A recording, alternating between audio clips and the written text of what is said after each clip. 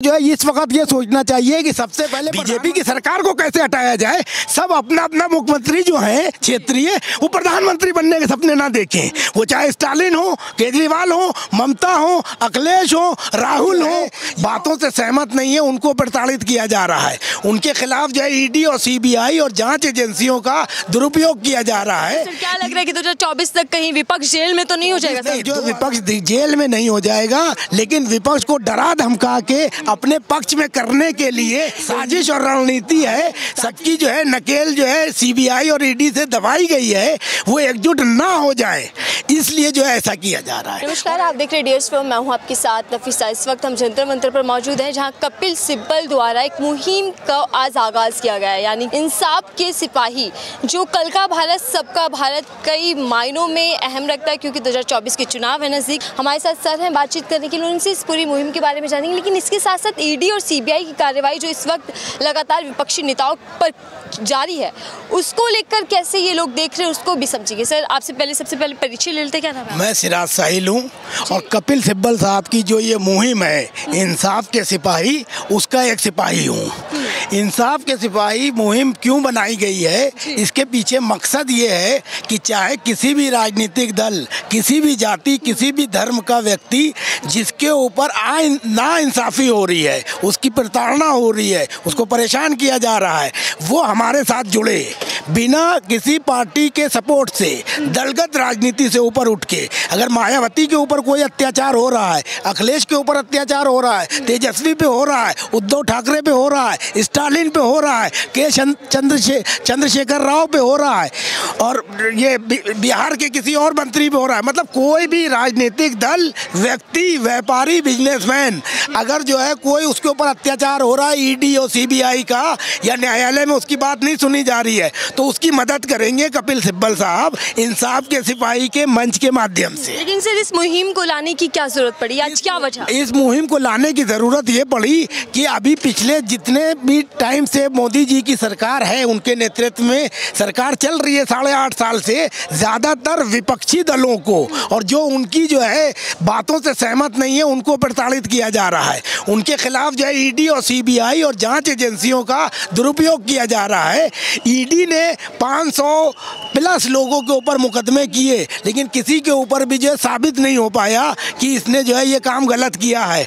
तो एक तरफा तरीके से विपक्षी लोगों के खिलाफ जांच एजेंसियों का इस्तेमाल करना सरासर गलत है, और कानून सबके लिए बराबर है, सबको जो है उसके हिसाब से चलना चाहिए। ये नहीं कि जो अपने पक्ष के लोग हैं उनके लिए तो कानून हल्के तरह से काम करे, और जो विरोधी हैं या तुम्हारी भाषा को, तुम्हारे धर्म को या तुम्हारी सोच को नहीं मानते हैं, उनके खिलाफ सख्त कार्रवाई की जाए। ये गलत है। तो सर, क्या लग रहा है कि 2024 तक कहीं विपक्ष जेल में तो नहीं हो जाएगा? नहीं, 2024 तक जो है विपक्ष जेल में नहीं हो जाएगा, लेकिन विपक्ष को डरा धमका के अपने पक्ष में करने के लिए एनडीए को और बड़ा करने की साजिश और रणनीति है, ताकि यूपीए मजबूत ना हो पाए और विपक्ष के लोग एकजुटता से जो है एक जगह ना आ जाएं, क्योंकि यूं भी 32-33% वोट मोदी जी को मिला है, बाकी विपक्ष में है। लेकिन जीत इसलिए जाते हैं कि विपक्ष जो है बिखरा हुआ है, सबकी जो है नकेल जो है सीबीआई और ईडी से दबाई गई है, वो एकजुट ना हो जाए, इसलिए जो है ऐसा किया जा रहा है। और एकजुट हो जाए, इसलिए कपिल सिब्बल साहब का आह्वान है कि जितने भी प्रताड़ित लोग हैं, वो चाहे बीजेपी का ही कोई हो, अगर वो प्रताड़ित हो रहा है, उसके खिलाफ अन्याय हो रहा है, तो निश्चित तौर पे जो है उसका साथ सिब्बल साहब देंगे। जो भी पीड़ित है, जिसके ऊपर भी ईडी और सीबीआई और पुलिस प्रशासन, न्यायालय का दुरुपयोग किया जा रहा है, उसकी मदद के लिए ही ये मंच बना है। ये मंच राजनीतिक तौर पे नहीं है, लेकिन अगर इस मंच के माध्यम से सारे देश में विपक्ष एकजुट होता है, तो ये इस देश के लिए अच्छा होगा। ये सौभाग्यशाली जो है लोग होंगे जो इनके नेतृत्व में आए, ताकि उनकी आन बान शान सुरक्षित रहे, उनको प्रताड़ित न किया जाए। कोई तो है जो बाबुलंद आवाज मोदी और अमित शाह को ललकार रहा है, और वो है कपिल सिब्बल। तो अगर ऐसा जी आएगा कैसे एक साथ, क्योंकि सब तो अलग अलग दिशा में भाग रहे हैं। उसका जवाब मैं दे रहा हूँ। विपक्ष को जो है इस वक्त ये सोचना चाहिए कि सबसे पहले बीजेपी की सरकार को कैसे हटाया जाए। सब अपना अपना मुख्यमंत्री जो है क्षेत्रीय, वो प्रधानमंत्री बनने के सपने ना देखें। वो चाहे स्टालिन हो, केजरीवाल हो, ममता हो, अखिलेश हो, राहुल हो, या और कोई हो, ठीक है, ये लोग अपने अपनी पार्टी को आगे बढ़ाने के चक्कर में, खुद को प्रधानमंत्री प्रोजेक्ट करने के चक्कर में, चाहे नीतीश कुमार हो, ये बर्बाद हो रहे हैं। ये कहें कि हम चुनाव लड़ेंगे एक साथ, कॉमन मिनिमम प्रोग्राम, और जब चुनाव जीत जाएंगे तो गुप्त मतदान से हम जो है अपना प्रधानमंत्री चुन लेंगे। तो हो सकता है कि कोई योग्य आदमी कम सीटें उसका दल लेके आए, लेकिन गुप्त मतदान से वो उसको चुन लिया जाए तो वो प्रधानमंत्री बन जाए। लड़ाई प्रधानमंत्री को लेके नहीं होना चाहिए, देश के विकास के लिए होना चाहिए कि कैसे देश विकास के आगे बढ़े। लेकिन सर, ईडी और सीबीआई की कार्रवाई जिस तरीके से चल रही है उससे विपक्ष को नुकसान होगा कि फायदा? राजनीतिक तौर जो है, राजनीतिक तौर पे जो है विपक्ष को जो है फायदा होगा, नुकसान नहीं होगा। माफी चाहते साथियों, उस वक्त कुछ दिक्कत हो गई, इस वजह से हम वहाँ पे बातचीत नहीं कर पाए थे, लेकिन अभी फिर से सर हमारे साथ हैं, उनसे पूरी बातचीत कर रहे थे हम ईडी और सीबीआई को लेकर। जिस तरीके से विपक्षी नेताओं पर कार्रवाई एक के बाद एक की जा रही है, उसी विपक्ष को खत्म करने की कोशिश है क्या ये? विपक्ष को डरा धमका कर, उसको भयभीत करके भारतीय जनता पार्टी का जो नेतृत्व वाला एनडीए है उसको और मजबूत करने का प्रयास किया जा रहा है, क्योंकि प्रधानमंत्री नरेंद्र मोदी साहब और आरएसएस प्रमुख मोहन भागवत साहब ये चाहते हैं कि किसी भी कीमत पर 2024 में तीसरी बार भारतीय जनता पार्टी सत्तासीन हो। लेकिन इसका दूसरा पक्ष भी है। पहला पक्ष तो ये हो गया कि डरा धमका के लोगों को अपने साथ ले लेंगे, जैसे महाराष्ट्र में सरकार जो है छीन ली उद्धव ठाकरे से और अपनी बना ली।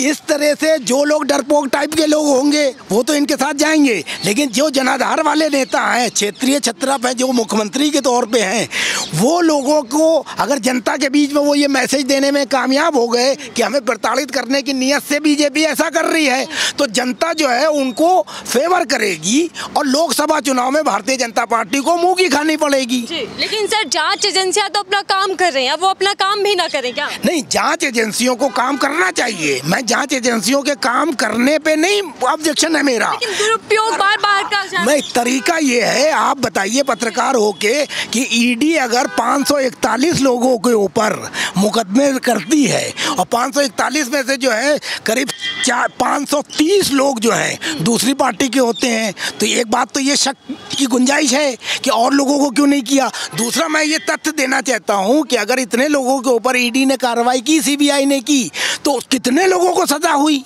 मैक्सिमम लोगों को सजा नहीं हो पाई। तो इसका मतलब ये है कि एजेंसी ने जो है दस्तावेज ठीक से नहीं पेश किए, इसलिए लोग जो है बरी हुए। मनमोहन जी के गवर्नमेंट में भी बहुत से लोगों के ऊपर स्पेक्ट्रम घोटाला, कोयला घोटाला, 50 तरह के हुए, वो बरी हो गए। आज की डेट में देखा जाए तो वो साबित नहीं हुआ। तो इसका मतलब ये है कि आप अगर कोई जांच एजेंसी कोई मामला पेश करती है तो इतने पुख्ता सबूत उसको देना चाहिए कि अपराधी को जो है सजा मिलना चाहिए। ऐसा नहीं होना चाहिए कि जो आदमी के ऊपर आज आपने सीबीआई और ईडी का छापा मारा, वो 6 महीने के बाद बीजेपी में चला गया तो उसका सब बंद।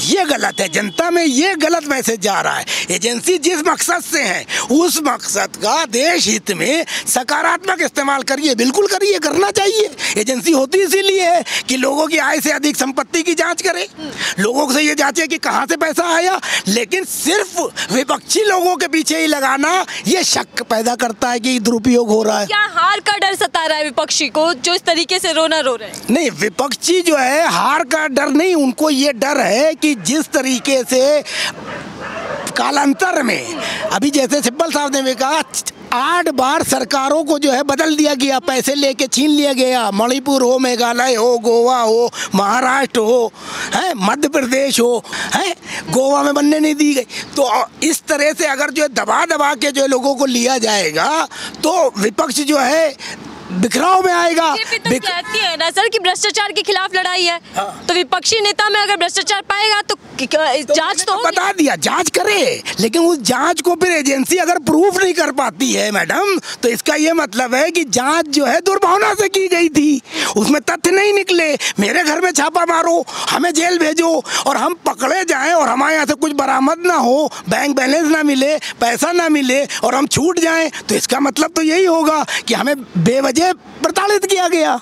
वो नहीं होना चाहिए। अगर ईडी सीबीआई मान लो मनीष सिसोदिया को पकड़ा, सत्येंद्र जैन को पकड़ा, बिल्कुल सही है, जांच करो। अगर उनके घोटाले, दस्तावेज, कागज और पैसों की ट्रेल मिल जाती, कहाँ कहाँ पैसा लिया और कैसे खर्च किया, जेल में डाल दो उसको। ऐसे लालू के लड़कों को जेल में डाल दो। जो आदमी आप छापा मार रहे हो और पकड़ रहे हो और उसको प्रूव नहीं कर पा रहे हो, इसको क्या कहोगे आप बताओ। ये जनता तय करेगी ना लोकसभा के चुनाव में। अगर ईडी की कार्रवाई और सीबीआई की कार्रवाई और बीजेपी की सारी कार्रवाई सही है तो आराम से जो है मोदी जी तीसरी बार प्रधानमंत्री बन जाएंगे। अगर कार्रवाई गलत है तो जनता जनार्दन जो है लोकतंत्र में भगवान होती है, ये मोदी जी भी कहते हैं, राहुल जी भी कहते हैं, सारे जी के ही कहते हैं, स्थिति सही हो जाएगी। ठीक है सर, बहुत बहुत धन्यवाद हमसे बातचीत करेंगे।